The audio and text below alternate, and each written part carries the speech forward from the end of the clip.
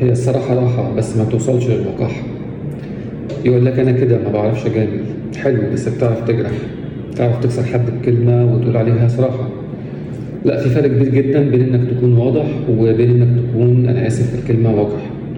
يعني مش من حقك إن أنت تعلق على جسم حد وشكله ولبسه وحياته وقراراته بأسلوب مش كويس أو بأسلوب طف.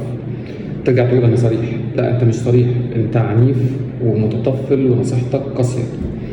يعني الصراحة مش إنك تقول اللي في بالك وخلاص، الصراحة الحقيقية إنك فعلا بتقول الحق ده باحترام وبذوق وفي وقته الصح، ولما يطلب منك ولما يكون كمان ده من حقك. يعني لو حد ما سألكش عن رأيك اسكت عادي. يعني لو حد كمان رأيك أنت مش هيفيد بس هيجرح أوي اسكت.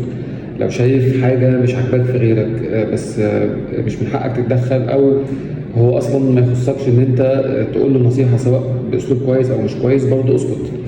مش كل اللي تفكر فيه لازم تقوله، ومش كل ملاحظة يعني تمر على بالك تستحق ان تطلع من لسانك على طول كده وخلاص. وخلي بالك، من كان يؤمن بالله واليوم الآخر فليقل خيرا أو ليصمت.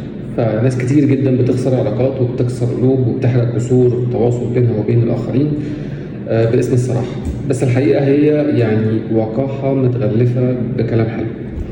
خليك صريح، طبعا خليك صريح، بس خليك برضو يعني لطيف، محترم مؤدب ورحيم.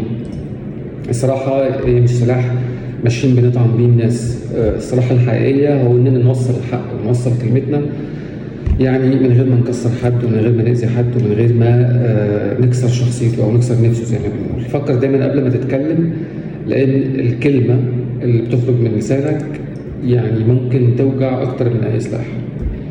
دمتم دايما بخير وأشوفكم دايما على خير. سلام.